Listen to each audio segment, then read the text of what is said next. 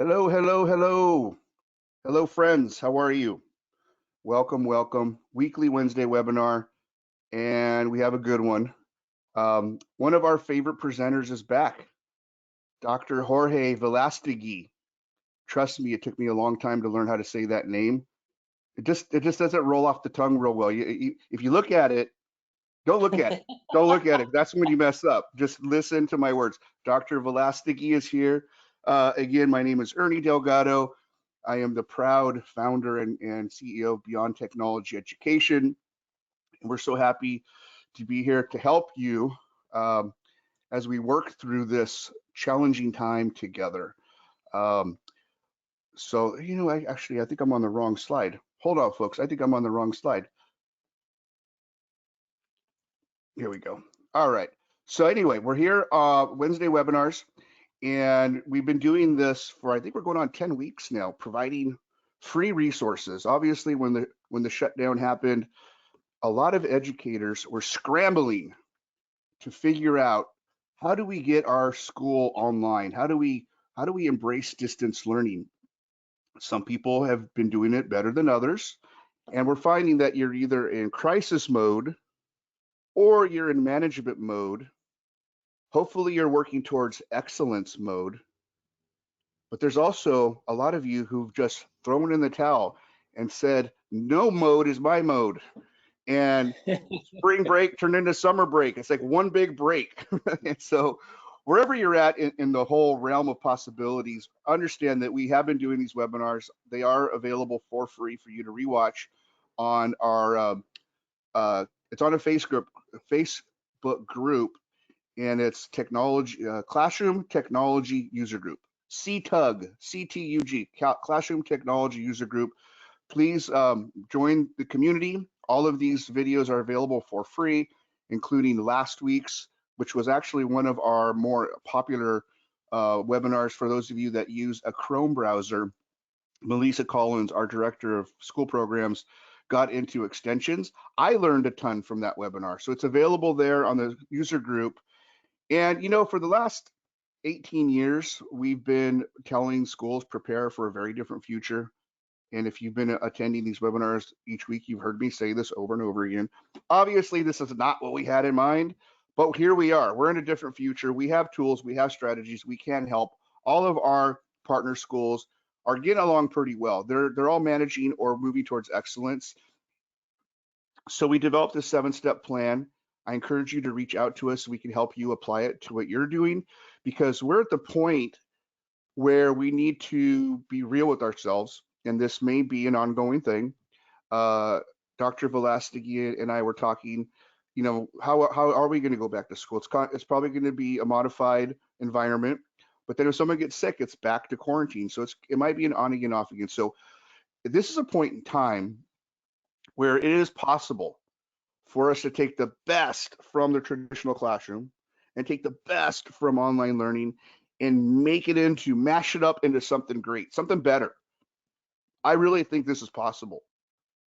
In fact, it has to be, because this may be the future. So, let's partner with us. Let us have the conversation, and let's really talk about one of the biggest elements, which is curriculum modification. This is just has to be different. What we're learning is students aren't sitting at home waiting for you to tell them what to do. They need to be self-directed. They need to be engaged. And for some of them, they have been. For many of them, they are not. So engagement is the key. Modifying your curriculum to adjust to that is the key, and we're here to help. So if you want more information, I'm going to stop plugging what I do.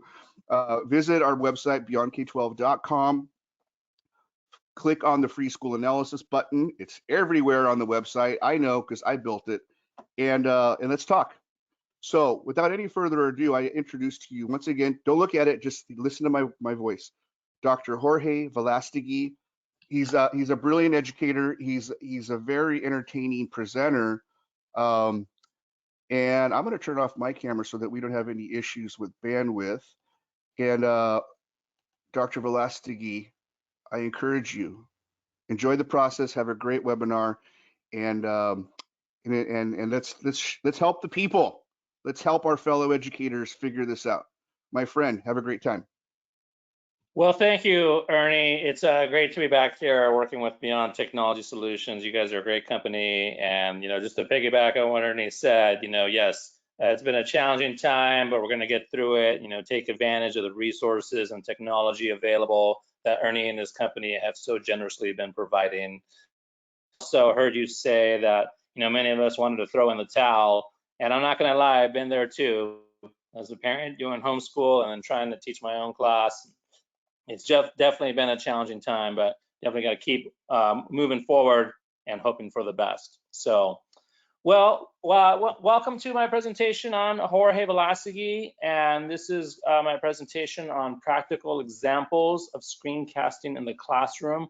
I kind of envision this as a part two to, I believe it was Jennifer who presented for Beyond Technology Solutions a couple weeks ago on screencasting, and I had watched that webinar, and she did an amazing job where she talked about the logistics and the technical components between Screencastify and Screencast-O-Matic. And so if you haven't seen that one, definitely take a look at it if you're interested in screencasting. I remember when I first learned about screencasting, I was kind of intimidated and overwhelmed by it.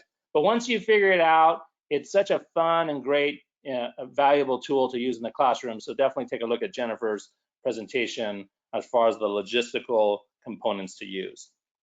So again, like I envision this to be more of a part two, where I kind of go more into the instructional value and the pedagogical components of screencasting, and I provide you with the real life samples that I've been using in my classroom for the last 3 years for students and for teachers. There's so many valuable uses for screencasting in the classroom.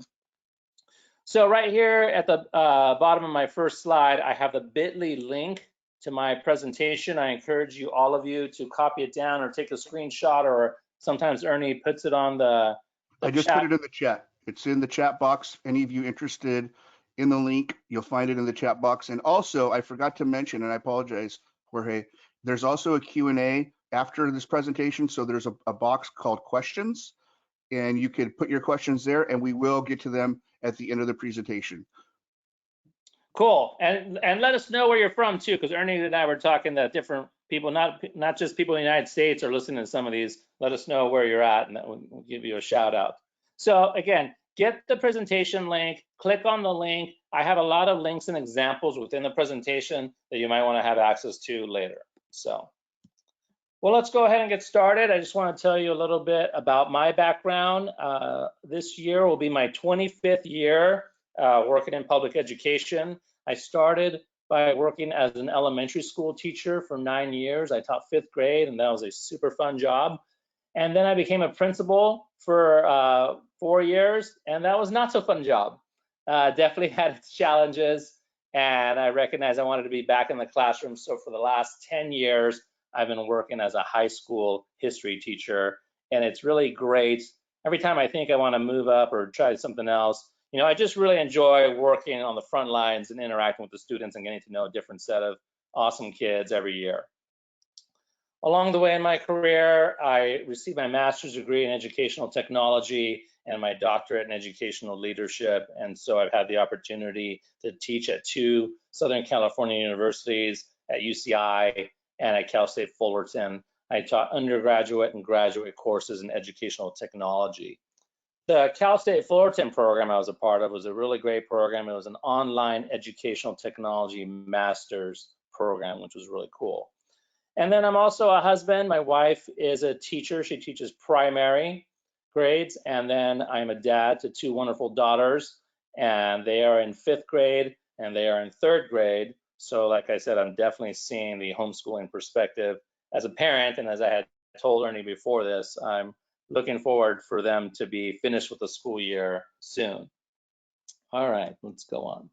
So here's my objectives for today. Basically, I want you to, everyone watching, to understand what the capabilities are and the potentials and the instructional benefits of screencasting.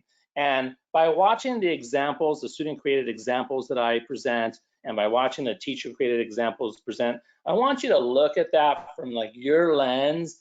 And there might be an example that you say, well, that would never work in my class. Or there might be an example that says, wow, that could work in my class. I just have to modify it and tweak it a little bit.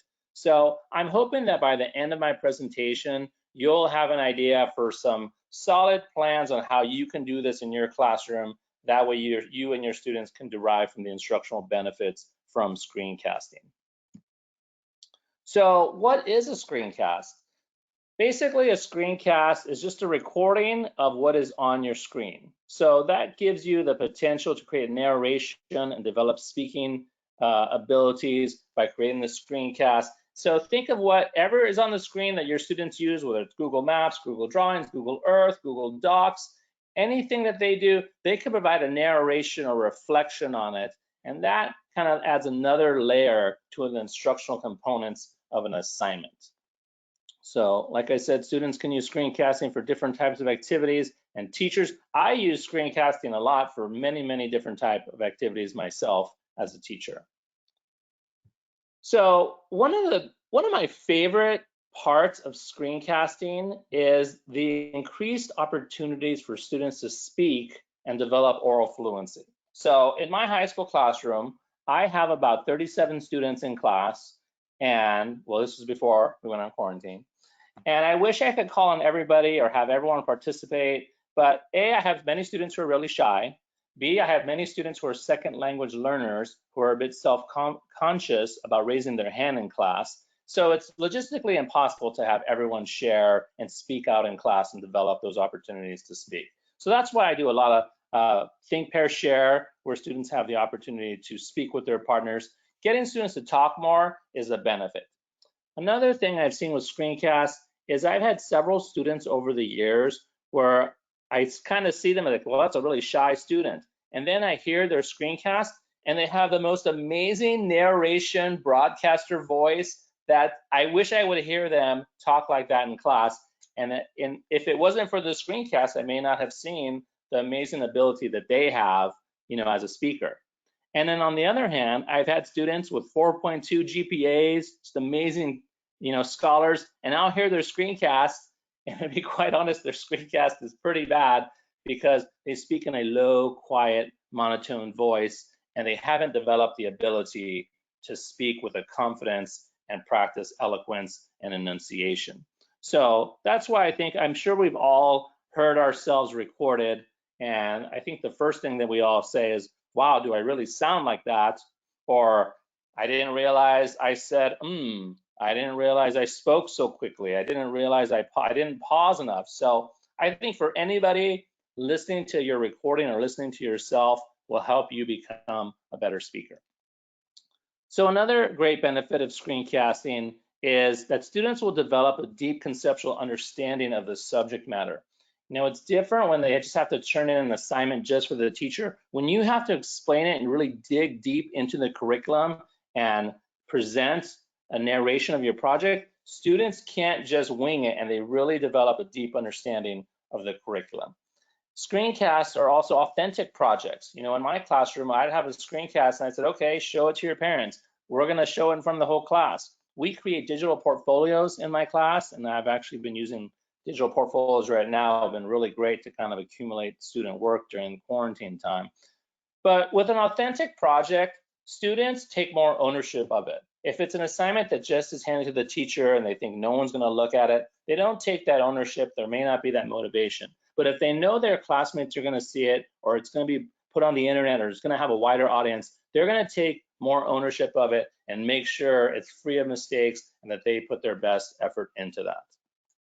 And I remember watching Jennifer's presentation where she talked about that screencast allows students to have increased engagement. It's something different than doing a worksheet or a boring assignment. It's getting the technology in the hands. The students already know the technology, and it's kind of working toward, like, again, the 21st century skills, as Ernie and I talked about before the presentation. What skills are they going to need to have to work in the future for the jobs of the future?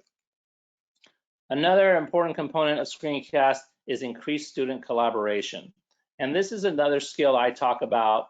I tell my students, I know that 5 years from now, you might not remember the New Deal, or you might not remember the fundamentals of the Constitution or whatever, but I want you to remember what was really valuable when you left.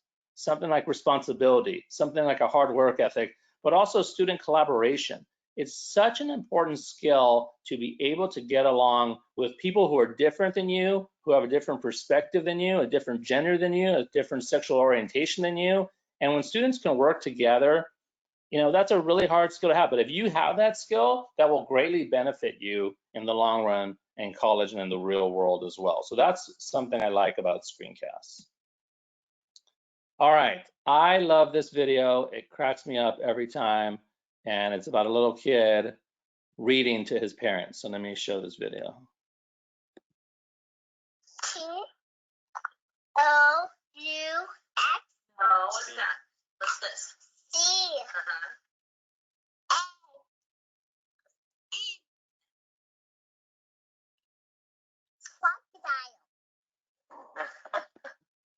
So I laugh every time. This video makes me think of my seniors when I taught economics. They could read the textbook, they could sound out all the words, and they could read the textbook, and then I'll ask them basic questions. What did you read and what did you understand?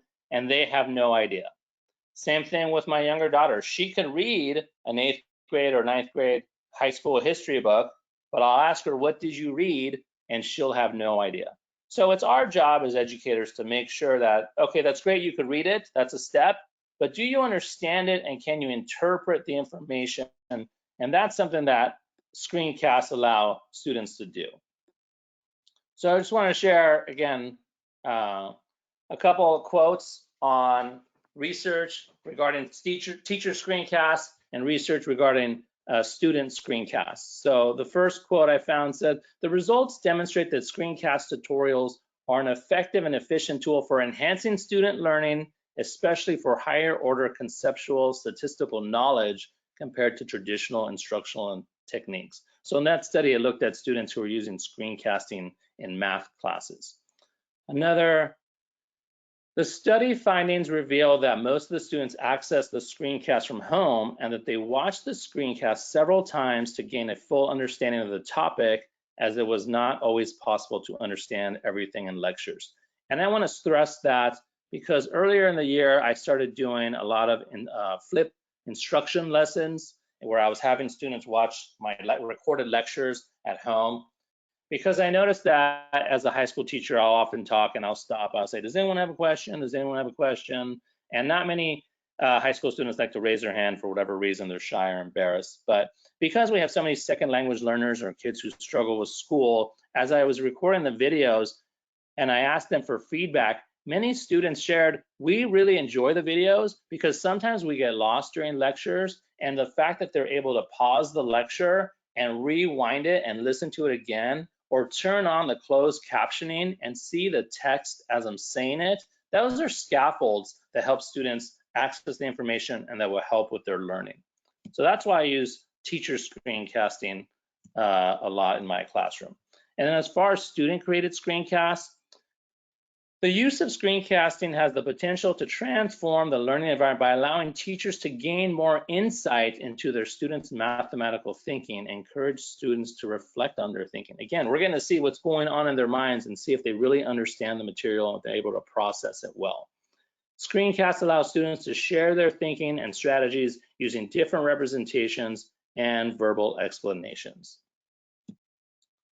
So here's a quote I found by William Glasser, and I'm sure as teachers we've all heard of it. We learn 10% of what we read, 20% of what we hear, 30% of what we see, 50% of what we see and hear, 70% of what we discuss. That's why I'm always doing think, pair, share in my class, 80% of what we experience, and 95% of what we teach to others. Notice that big jump from 95% what we teach to others compared to 10% of what we just read, because reading is more passive as teaching something to others is more of an active action. And I remember when I first taught AP US history, I thought I knew a lot about history, but I didn't really learn as much as I could until I actually had to teach it. So when I have my students create a screencast, I say, pretend you're teaching the class, or pretend you're explaining it to your 10-year-old little brother and sister. And when they get into that teacher role and they have to explain the content that they've learned, that's a really powerful way for them to master what they're learning. So again, in regard to the speaking skills, there's, how do you become a good speaker? You have to be able to understand the importance of fluency, which is the smoothness or flow of words. You have to have a good voice. Like I said, some of my former AP kids are really shy and quiet. And I always tell them, I say, if you're the #2 ranked student in our class and you have a 4.5 GPA, you need to speak with a really clear, confident voice. I talk to them about synthesis, which we don't want people to read. If you've ever been in a presentation and see someone just reading straight from their PowerPoint, their presentation, word for word for word, that I tell them is an insult to the audience, because it's basically saying you can't read and I need to read it to you. So I teach them how to synthesize the material, which is an important skill to have, and that's not easy to do. Also, being able to use transitions, properly introducing and connecting topics. Let's see. So in the 3 years I've been using Screencast, it's kind of been a trial and error method and seeing what works. And like sometimes I thought we'd have an easy project and it turned into a nightmare. Other times I thought there's gonna be a really challenging project and it turned out to be really easy. But what I like about Screencast and what I've noticed about Screencast is that there's so many skills that are targeted for students to develop to create a good screencast. So first, with research skills, can they find the appropriate material, or whether, or from the discern it without bias, if it has a good source or if it's not a good, if it's an unreliable source. Does the student have the reading skills when they find that source to understand the material and process and comprehend what it means? As I said, the importance of collaboration skills. I'll show you a project later that it was really, really important to have collaboration skills. My high school students can be really shy and they don't want to work together, and sometimes one student takes over the whole project, and I'll ding them for that, and I'll say, hey, you're not going to get a good grade because I noticed that one student took over the whole project. Another thing that students like to do, in my experience, is that I'll give them a project and they'll break it up between the 3 or 4 of them and say, you do this part, you do this part, you do this part, and you do this part. And I'll go up to them and I'll say, hey, let's talk about the New Deal, and can each of you explain to me about the New Deal? And it frustrates me because every time I do that, the students will say, well, that wasn't my section, that was his section. No, the purpose was to work together so the 4 of you will understand and access the content, and all of you will have a complete understanding of the entire project. So I stress to them that they're not allowed to divide and conquer. Writing skills are important, grammar skills, mechanics, the technical skills. As I said, this generation that we work with, they know technology. And my younger daughters, when they were like 2 or 3, they were able to get on an iPad or my iPhone, and they were able to figure it out. So the kids, when I've done screencasting in my class, I give them one tutorial at the beginning of the year, and after that, they run with it for the rest of the year. And I'll just say, hey, do this project, screencast it, submit it to me, and they have it down really well. And several times of developing speaking skills. Again, generally the differences between Screencast-O-Matic and Screencastify. Here's some other platforms and apps that you can use for screencasting for the different platforms. So those are available to you if you want to click on them. But my favorite, hands down, has been Screencastify. And actually, when I watched Jennifer's presentation, I learned a couple of things about Screencastify that I didn't know about. But I made a short video for my students a while back on how to add Screencastify to their Chrome browser, because Screencastify is a Chrome extension. So I made a short video. I posted at the beginning of the year. I've had other teachers ask me for it. They show it to their students. If you click on this link right here, it'll take you to my YouTube video on how to add Screencastify and how to just the fundamentals of recording and submitting a project on Screencastify. So if you use this for yourself or with your students, you will be up and running with Screencastify in no time. And again, one of the reasons I like it, and it kind of ties into my background and my philosophy with technology, is the technology should make a teacher's life easier, not harder. And Screencastify, there's so many parts to it that make it super simple. I could record anything with the click of a button.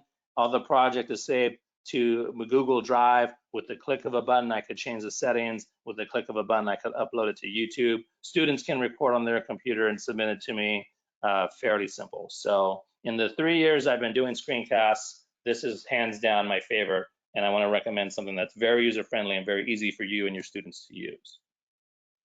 All right, so now I'm going to go through the student-created examples that I have made, and here we go first. So here's one. We did a Google drawing.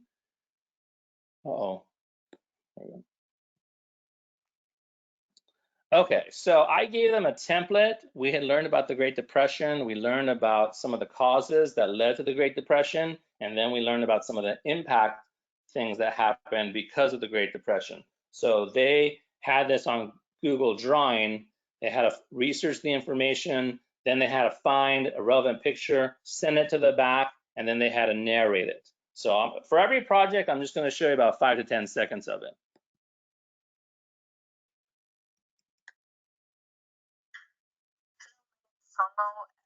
Our question about the Great Depression in a graphic organizer. Railroad sale money and So that kid, his name was Tong. He was in my class 3 years ago. He was just a wonderful kid, and he's an example of a kid who was a second language learner. And this was a screencast we did in the middle of the year. This was a night and day improvement from what he started the year with his speaking abilities. So by the end of the year, he was doing really well. Again, we did this a lot during the year, and it gave him like I said, the multiple opportunities to practice. Notice how he did a really good introduction as well too, and he got the components required for this project. So again, Google Drawing, narrate, and explain the cause and effect of the Great Depression. Okay, next project, Google Maps Geography project. I've noticed that my students have a hard time with geography, and being a history teacher, we talk about Cuba and China and Soviet Union, and sometimes they can't locate them on the map. And then also there's been a couple of times where I literally had to draw like a compass on the board saying this is where north goes, this is where south, this is where east and west goes. But this was a great project because we had been learning about imperialism and in our unit in US history. And so with Google Maps, they're able to locate geographical places, put a pin on that location, and then they're able to add in text, and they're also able to add in a picture. So it was kind of like a show that they had to create a journey across the world explaining the importance of these locations within the context of the US History Imperialism Unit. Hello class, my name is Rosalind and this is my presentation on imperialism. So first we'll start with Hawaii. And here's the definition of imperialism. Imperialism is the policy in which stronger nations extend their economic, political, or religious. So it was able to add in a lot of text in there. Again, they pin the different locations. Later on, when she travels to Alaska, I train them to say, let's journey north to Alaska and use transitions and explain the information they had acquired. But that was a great project using Google Maps. Also, again, the thing with Screencast is that, again, she's developing her writing skills, she's developing her speaking skills. Now she's developing her geography skills using that project too. We use Google Slides for many projects in class, and so students can. Good morning. My name is Annie, and today my partner Lena and I will be explaining the significance of the Columbian Exchange. First off, we have the Native Americans, who were the inhabitants of the New World prior to the Europeans. How did they get here, though? Let's find out. As the sea levels lowered, a land bridge formed. I love that project, and I remember that was one of the first projects we did at the beginning of the year, and I heard her project, and I was like, wow, this girl is already like a news anchor, the way she speaks and the way she narrates, and it turns out she was just a phenomenal student. But again, she was doing things that the other kids we have to teach as far as speaking clearly and using transitions and introductions and having it flow smoothly. Okay, the next project, this is one of my favorite projects we've done, but it's also one of the hardest projects that we've done. This is called a Common Craft project. So there were so many components that go into it. Basically what a Common Craft project is where students create a narration, and then with their hands, they push in different drawings that represent the story of what they're talking about. So this project covered the immigration unit, the new Americans who came in the early 20th century. And So I had this on webcam only mode, and we made a little recording studio where we flipped my laptop over and we hit record, and then the students came and presented. So let me show you a short snippet of it and then talk more about the challenges that happened with this project. Hello, our names are Luis, Daniela, Jessica, and Michelle. Today our group will be presenting our common craft project on immigration and urbanization. In the 1890s, many of the immigrants that came to America were from Southern and Eastern Europe. These immigrants were known as the new immigrants, and some of them came from Asian countries like China and Japan. They arrived to America through steamships. They all traveled in the steerage of the ships, and their journeys usually lasted from 1 to 3 weeks. They were faced with diseases and lice due to how crowded it was. Those who survived the trip reached Ellis Island, where they would be processed. If they didn't pass. I love this project and this example for so many reasons. I love that they sprinkled a little lice on the boat. I love that they're drawings. They spent some time on drawings. And I love a project that kind of rewards and like students who, the typical student who does well and memorizes well and gets good grades, they've always done well in class. But the kid who's like a really good artist, they had a chance to shine in this project. So that was great for them to see. And they had some really, really cool pictures and representations of their information that they learned. So this allows students to be creative in their project. The reason I wanted this project was super challenging was because when I had the recording station, I called up a group, I said, okay, let's record. And then all of a sudden they all looked at each other, they started, and then they're like, well, when do I put in the Statue of Liberty? And when do I put in the man and the boat? And when do I sprinkle the lights? And who stands where? And so besides just having a script, they had to like add on to their script and say, okay, at this word or at this point, so-and-so group member is gonna put their hand in and show in this picture, and then they're gonna take this out at this point. So it took so much teamwork and collaboration for this project to be successful. And that was a fun project that they did. Okay, student created podcast. So you could do a podcast with Audacity or other programs that just record your voice, but I had the idea I like to have the display. And so this was a World War II kind of radio broadcast after regarding Japanese internment that I wanted the students to get into character as they explained it. And let me show you. I don't have an example, but I have like my example for the students. Good morning, Los Angeles. This is Mr. Velastegui with the important news of the day. This just in. Today on December 18th, 1944, the Supreme Court has ruled on the Korematsu case. So that was an example for them to do, and we found the GIF that make it blink on and off. That looked really cool. And you might not know this, but YouTube actually has a 10-hour video of typing sounds. And my students were so upset with me because for like 3 days, I had really loud, that 10-hour video of typing sounds playing in the background. So we sounded like a newsroom. But this was another opportunity for students to be creative, and it was a fun project to see. And I remember one group, they really got carried away with it. They came up with their own jingle at the very beginning to kind of introduce themselves, and they had a little song too. So this was a fun, like doing a podcast for the students. Okay, here's another project that I call the multilingual group project.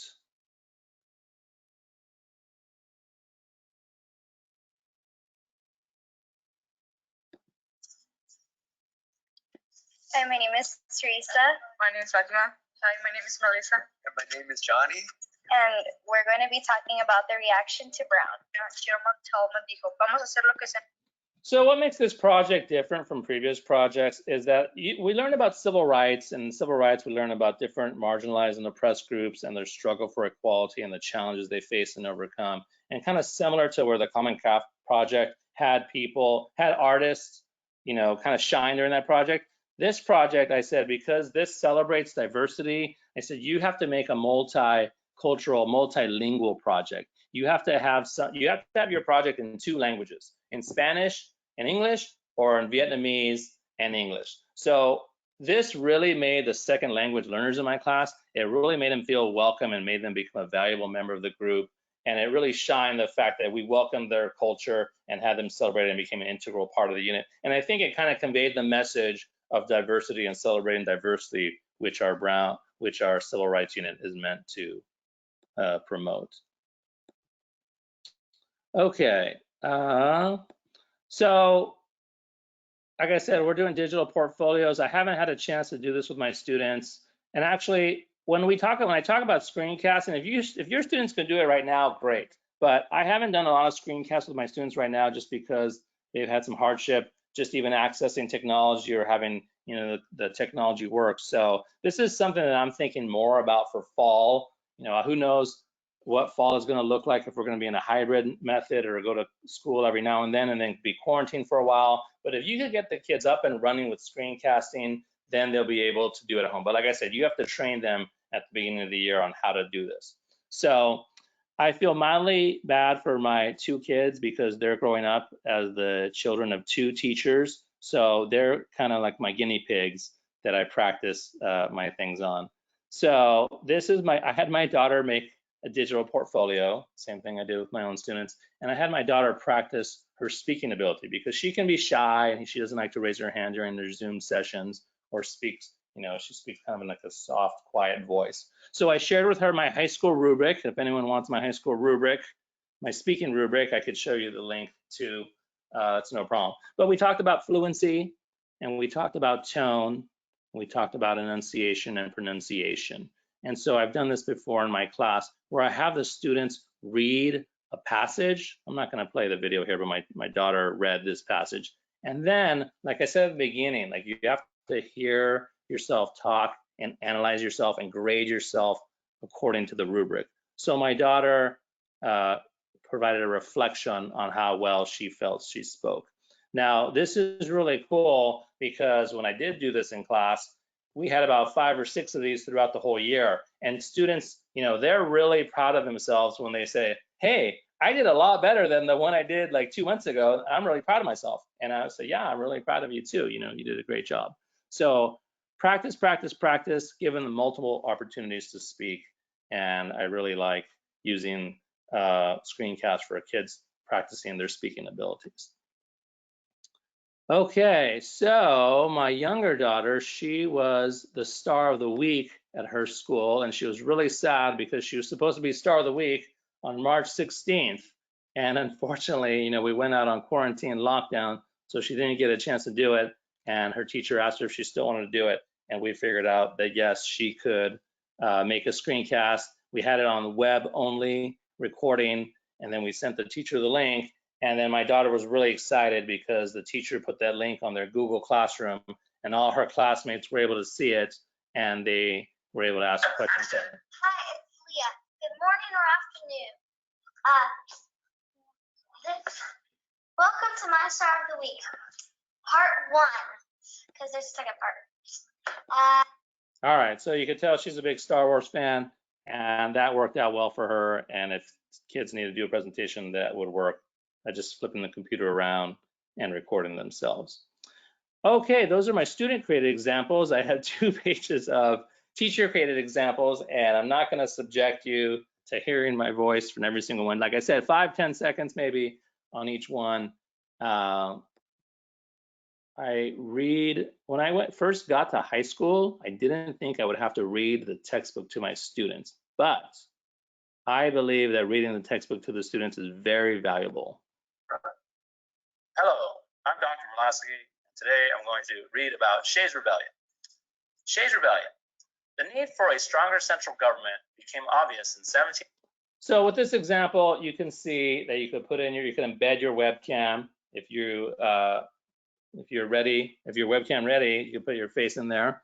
And also, like I said, I didn't feel I have to read the textbook to the students, but because we have so many second language learners and we have students who struggle, there's some words that in this paragraph that students always, every year they'd ask, what does that mean or what does that mean? So militia was a word they had a hard time with. Arsenal was a word. Discontent was a challenging word. And so as I read it, I explain to them and I summarize and I basically kind of do like as if I'm giving a lecture in class, how I would do it in class. That way they're able to understand the information, because if there's teachers out there just saying read the book and answer the questions, that's why kids are struggling in school right now, because we took away their scaffolds from them in school. And as I told Ernie in my last webinar. I said we threw them into the deep end and we took away their floaties. The floaties are the scaffolds that they need in class. Okay, all right. As a teacher, I'm sure we all have been there where we say, everyone go to page 35, and then we get 5 kids say, what page do we go to? What page do we go to? So out of necessity, whenever I have them do a new activity or we learn about a new app or a program, I'll explain to the class, but I'll also record myself because there's always 1 or 2 kids who are kind of dozing off or weren't paying attention or were absent. They say, hey, I don't get it. I post the video to the Google Classroom. I say, hey, watch the video. If you have any questions after the video, let me know. But they're usually able to figure it out by watching Good the morning, video. this is Mr. Velastegui giving you directions on how to complete your Pearl Harbor activity. What you're going to do is open up your Google Classroom, click on this link. So there was a program called Awesome Screenshot, which is really cool. You could take a picture of the screen and then you could annotate it. So I went through and tell students how to annotate it and how to answer questions and embed text and made it interactive with that assignment. Providing feedback to students is a great way. You could use a screencast with the click of a button. Instead of typing out, if you're an English teacher, instead of typing out a long response, you could just hit record. You got a 30-second, 40-second feedback link, send it to them, and that would make your life easier. Hello, it's Velastegui giving you feedback on your summary and on your speaking. I want to say that you did a really, really good job on your summary. So again, I go over their answer, I discuss their project, I let them know. Again, this saved me from typing out a long paragraph that they may or may not read. Let's see. Okay, this was a really fun project we did. If you're not familiar with Google Earth, I strongly encourage you to check out Google Earth. And we, in our civil rights unit, we learned about different historical locations. And I think for many students who say that they don't like history is because they don't feel it's relevant to them or they don't appreciate it. Google Earth, you can go anywhere in the world, you could go anywhere in the United States, and you could land on the street view and see it. So when I have kids say, go look at Central Park High School, Central High School in Little Rock, Arkansas, and they're standing in front of it, and it becomes real to them. This is a real school where the National Guard was preventing 9 African-American students from entering in the 1950s. So, good morning, U.S. History students in room 602. Welcome to another fun project. This project is titled the Civil Rights Google Earth Project. It is a virtual field trip that will be taken around. I couldn't get the directions there, but if you click on that video, it will show you how to use Google Earth and how to have what's called Pegman get into the street view and see, the actual places we're talking about in our units. Let's see, virtual directions. Okay, year-end review to an AP class. So I taught AP US History for 4 years. In my first year, it was kind of like at the end of the year, right before the AP test, students, we did like a 4-day review, and students would say, hey, can I record you? I'm like, sure, you can record me. But better yet, let's make a screencast because we have this like 20-page outline for all of US history, and I'll highlight what's important. I'll discuss themes. I'll make it relevant. I'm like, let's just make a video. I'll post the video. You can watch it whenever you want. I think that's one of the powers of Screencast too, is that every day when you're in 5th period, you might have had a bad conflict with your girlfriend or boyfriend at lunchtime, or you have a home issue that you're dealing with as a student, and you might not be focused or ready to learn at that specific time of the day. So what's great about screencasts and videos, you can watch it later at 7 or 9 o'clock in your pajamas, and you're getting the full information when you're mentally ready to process the information. It's Saturday morning, May 5th, happy Cinco de Mayo. This is, as promised, part 3 of our AP US History. So I won't subject you to I think this was like 4 45-minute and 30-minute videos that I made covering all of US history to prepare them for the AP US History test. And normally I like to make videos that are 15 minutes long. I think for my 3rd grade daughter, her attention span's about 10 minutes. I think my average high school kids, when I start making a video that's 15 or 20 minutes long, they might get burned out on it. So I like to keep videos short, but this was because it was an AP class, I had it several long videos for this to cover the entire year.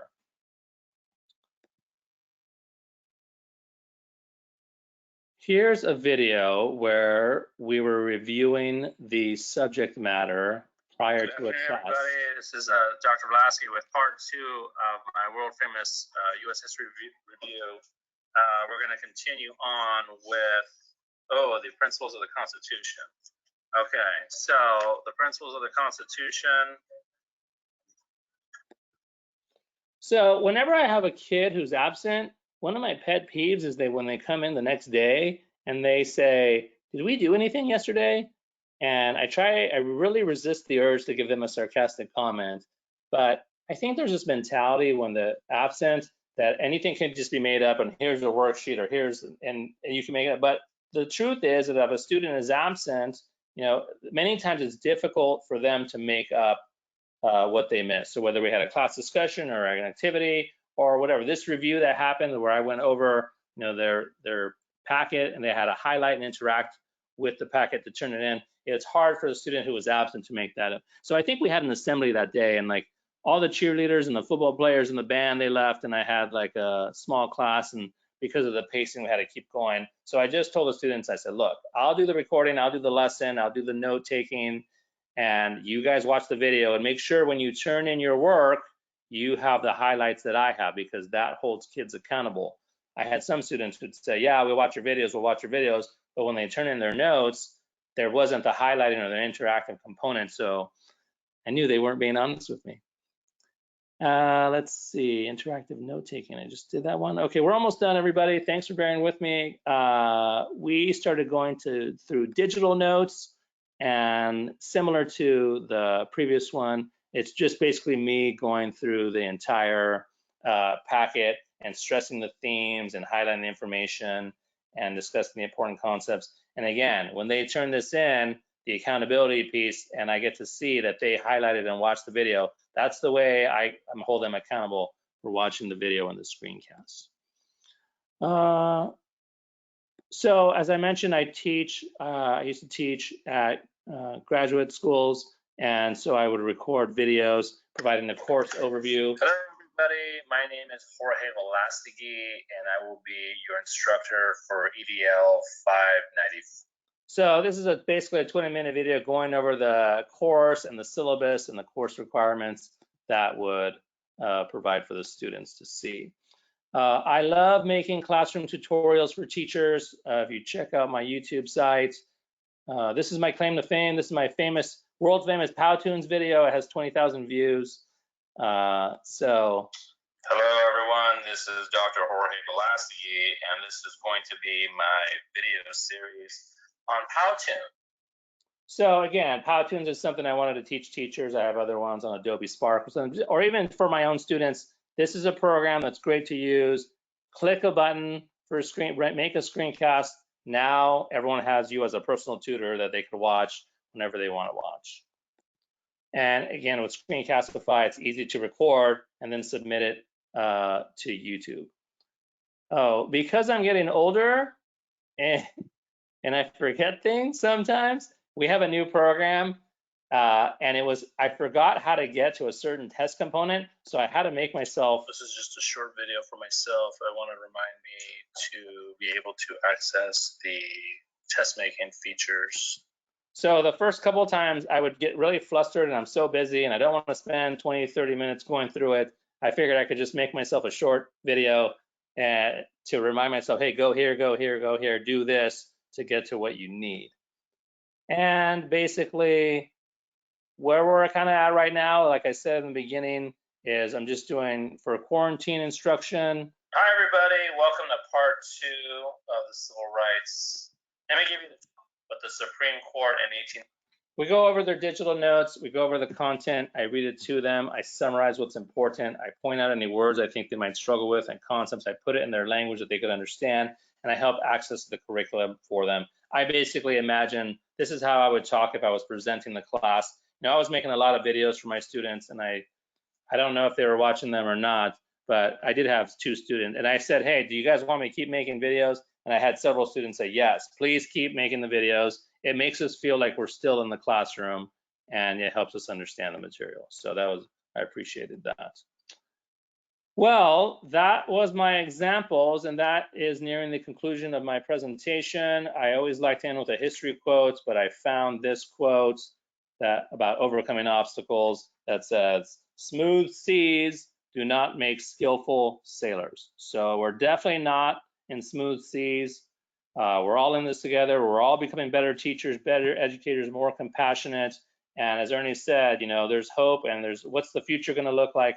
Now's the time to start thinking about what the future is going to look like. So I hope you have enjoyed my presentation. I hope you found it valuable, and I hope I gave you some ideas on how you could use screencasting for your students or for yourself as a teacher, and develop, and you know, just you get a hold of all those instructional benefits that are capable using screencasting. Thank you. Yay. Bravo, my friend. Bravo. Another masterpiece. Oh, I'll stop. So Dr. Velastegui and I decided we will turn our cameras on for the Q&A, and go ahead and give us some questions. If you have not yet found the link, I did put it in the chat. And there's only a handful of questions today. You gave a lot of information. I think a lot of people have the link, so they're just going to rewatch the video at their leisure, or the presentation at their leisure. I will be putting this this link out this evening. I'm sorry, the video version of this presentation this evening. So to get the first place, just so you understand my flow, once I download the video from GoToWebinar, I will, within an hour or two, upload it to this page, the Classroom Technology User Group. So if you're an early adopter and you can't wait to get your hands on this presentation, I guess you could go to this group and keep refreshing until I post it. I don't know exactly when I'm going to get around to that. But then my goal also is for everyone who registered, because about half of the registration people did not show up to the webinar. They just want the video. That's fine. I will be sending this out to everyone sometime this evening, again, when I get around to that. So anyway, let's get to Q&A. Let's see. Can you tell me the name of the person, Jennifer question mark, who did the other presentation that this one is part 2 of? Yes, Jennifer Gullidge is our director of curriculum here at Beyond Technology Education, and she does a lot on screencasting, and it's a little different. I wouldn't call it, I guess it is part 1.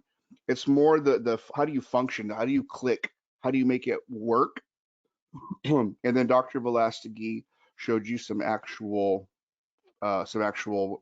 uses of it, which Jennifer did as well. We just went a little further with it here. And that video is available on CTUG, Classroom Technology User Group, which is a Facebook user group. If you're not, if you're not on Facebook, or you're anti-Facebook, completely understand, send an email to me directly, ernie@beyondk12.com, and I'd be happy to send you an alternate link. Let's see, Sandra has a question. I'd love to have your rubric, please. Did you offer a rubric, Dr. Velastegui? Yes, I did offer a rubric for the low charge of $4.99, but one day special today will be free. No, these are free. Yeah, okay. Free. So I'll send you the link, or she could email me on my email, and I'll send it to her. How about this? Why don't you, is it a file, like an online file? Yeah, it's just a link. It's a Google Doc that you could. Okay. Send it to me, and when I put the video up, I'll put it in the body of the. So it'll be on CTUG. So when I get to that, I'll send you the link. Okay. Okay, that was Sandra. Diane said thank you. Sandra said thank you. Amy, let's see, what does Amy have to say? Amy asks, really great presentation, thank you. What do interactive notes look like for your students? How do you check up on those and grade them efficiently? Well, I meant the fact that interactive, that like, you know, students, here's the thing with my students. I was using a lot of technology, and then for a year or two, I kind of got burned out because I felt they were being a little bit dishonest. And it's something that kind of troublesome with technology, is that, you know, think of what you were in high school. It's so easy to cut and paste your work and kind of get someone else's work. So we wanted to do it, kind of like go away from that and be interactive in the sense that, like, we have an Avid program in our school, and they make students highlight words they don't know. They have questions you add on the side, and they have summaries at the end. So not just writing down something like an answer from a book, interacting with that, asking a question about it, relating it to the theme, writing a summary. But for me, like, I love highlighting. And when I was in graduate school, every journal article I had 5 highlighters. I highlighted. And I've noticed that with my high school students and my own children, being able to highlight correctly is a challenging skill, because either people highlight everything or they highlight nothing and they don't know what the main idea is. So what I mean by interactive is I say, we'll go through their packet. We did the route, but prior to taking the assessment, we'll go through the main ideas, and I'll do half of their highlighting for them, or we'll do it together as a class. And that helps develop their skill identifying the main ideas of components. But again, like I said in the video, when a student turns in a packet to me, whether it's digital or paper, and there's no highlighting on it, I know that they didn't watch my videos. So it's kind of like it's forcing them to watch my videos so that they have the correct highlights as well too. Yeah, you ever see those overachievers with highlighters? They have the yellow, the green, the blue, the pink. And they have little stickies. I love the little sticky, color-coded arrows. Those are the best. You're a highlighting expert. But whatever it takes sometimes to retain and remember and catalog information. Okay, so that was Amy's question. Let's see. Melissa says, I enjoyed your presentation. David Clark, the presentation was great. Do you have any tips for teaching lower elementary grades, like first grade? I was actually thinking about that. It's funny that he says that, because my wife, she teaches in a job share first grade. And yesterday when I told her I was doing a presentation, she said, can I show you a primary one for Seesaw? You could throw it in your presentation. And being I don't know, I might have been in a bad mood yesterday. I said, no, thanks. But I wish I would have included that. And, she's been doing, using Seesaw a lot, and I didn't know much about Seesaw, but her and her colleagues, primary teachers, have been using Seesaw a lot and making videos on Seesaw. And, it's working really well for them. And I didn't know how, I'm a big fan of Google Classroom. I thought that was the easiest platform to use, but they've really enjoyed the capabilities of Seesaw and what it has to offer. Yeah, I'm learning that as well. We, probably 75% of our activity is through G Suite, Google Classroom, but we are finding a lot of lower elementary teachers like David, that Seesaw is the better tool. It is a little more basic, and students and teachers are able to collaborate a little better. And we're also, and I'm sure you're all aware of this, but there's another layer of complexity now that we have to bring parents into the mix. And sometimes easier is better. And some of these more complicated LMS systems, sometimes parents just don't want to have to deal with that. So yeah, there's a lot of them. Hopefully that answers some of your questions, David. Let's see, Kelly has a question. How do we receive credit for participating in this webinar? Well, we're not in charge of offering credits. What I can do, Kelly, is I can create a certificate that says you attended. Since you did, I could definitely see that. I don't have the capability of putting everyone's individual name in, so I'll send you a template, write your name in, type your name in, and maybe you could get your credit with that. Let's see. Sandra Myers, would you please give us your emails again? My email is Ernie, E-R-N-I-E, like the Sesame Street guy, at beyondk12.com. Dr. Velastegui, what is your email? It's Dr. Jorge RV, so DRJORGE RV at gmail.com. Yahoo! You don't have an AOL? No, I think I got rid of it. I got Netscape. Let's see. So that was Ernie at beyondk12.com and Dr. Jorge VR at Gmail. Dr. Jorge RV at Yahoo at gmail.com. It's at the end of the presentation as well too. I'm on Twitter as well too. Okay. Let's see. Melissa Ellis, or is it Melissa? We have a Melissa here on staff. It says preschool 2. Not sure what that's referring to. Yes, Seesaw, please. Class Dojo also. Okay, I think Melissa's given us some early elementary advice, and she's saying Seesaw and Class Dojo. I've seen Class Dojo in action, and that's another nice tool. We need to have another webinar on just some basic lower elementary Yeah, I was tools. gonna say, maybe do a webinar on Seesaw for primary teachers. Yeah, let's get your wife involved, Dr. V. I'll let her know. Let's see. Ruth Luna asks, I loved the project ideas. Being a math teacher, I'm trying to think of how I can adapt them to a math class. Do you have any ideas based on your experience? And Ruth wants to know about math. Hi, Ruth. That's funny that you should ask that, because I was just thinking before I presented, if I'm a math teacher, I'm going to be really bummed watching this video.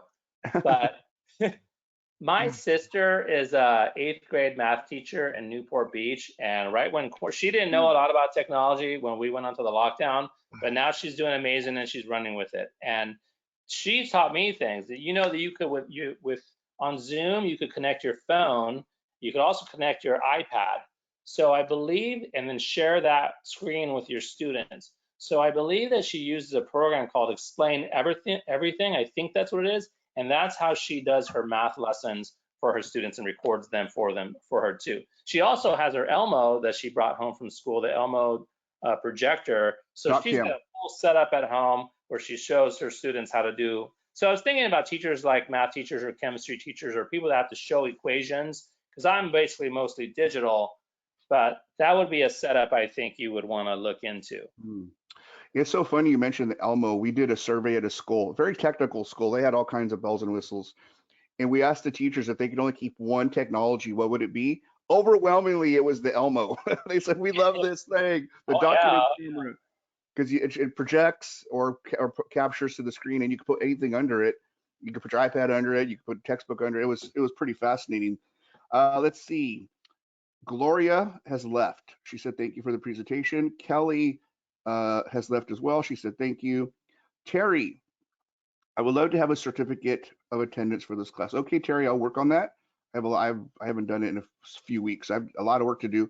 Let's see, Francis is also left. Should we email you in order to receive the certificate? I'll send it to everyone who attended. David says, thank you. Melissa says, thank you. Okay, that was, we already got that one, sorry. I would love to have, okay, should we even, thank you. What is the youngest, this is from Laura. Laura asks, what is the youngest age you would recommend for students making their own screencasts for school projects? I would say 3rd grade. I did actually a professional development at my daughter's 3rd grade class a couple years ago, and I basically told the teacher I could come in, and we figured out with their Chromebooks that they were able to download, to add in the screencast and then record. They were doing OWL projects, and so it's just easy. They had like a 3-slide Google slide presentation on owls, and I showed the teacher, and I came into the class. I said, look, click on this and record it. And watching kids' faces when the first time they get to record and save it and like hear themselves, they were going nuts. And again, one of my other philosophies is that school should be fun.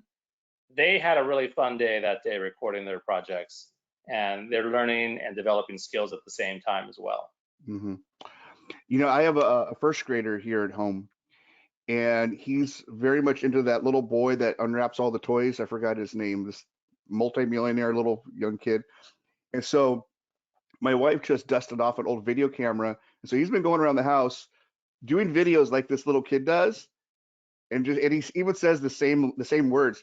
All right, thanks very much. And just, it's so cute to watch him make videos. I mean, the kids these days, you know, if you think about it, and Jorge, I'm sure you've seen this with your daughters, you know, these younger students, they grew up with a piece of glass in their hand that's touch and video. That's their world. And as this bubble of users, you know, grows older, we're going to find more students are going to be drawn in and engaged through glass and touch. So it's just something to be aware of. This generation learns differently. I remember when my son was little, he used to try to swipe our big screen TV. He got frustrated. Why doesn't the TV swipe? That's their world. So be aware. Thank you so much. My teachers will gain lots from this. That was Marion Donahue. Anyway, that's all the questions. Folks, I appreciate your time. Dr. Jorge, thank you again for another excellent presentation. And if there's anything that we can do to make a difference for you, by all means, please let us know. In the meantime, one last question just came through. It looks like a good one, so we're going to cover it. Is there any applications / software you use all the time for screencasting? Jennifer's webinar really gets into 2 major tools. Which is the tool you recommend, Dr. Jorge? For me, it was Screencastify. And then when I watched Jennifer's video, she said it was $49. I checked my account. I had been paying $24 a year, which was definitely worth it. But I did check that, so maybe like I'm grandfathered in or something. But Screencast, like that's money well spent.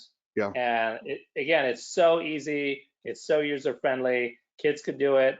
And you know, I've trained teachers who have been very resistant to technology, and we want to get them comfortable with technology and something easy they can use. Screencastify is the way to go.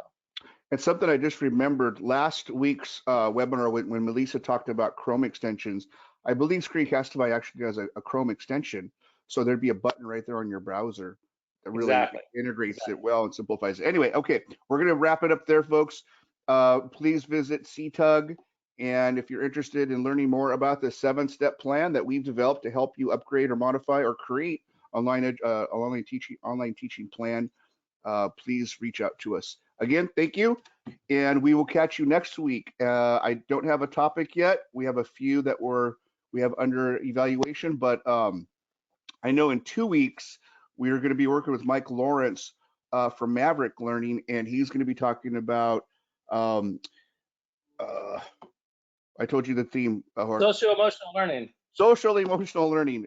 You know, a very relevant topic right now. Yeah. So we're excited about that, and he's doing it with the partners. So we'll see you next Wednesday, and I will send you an invitation to whatever that topic is within the next 48 hours. And the video for this one will be up tonight. All right, folks. Thanks. Enjoy the rest of your day. Hang in there, and remember, together we win. All right. Bye for now.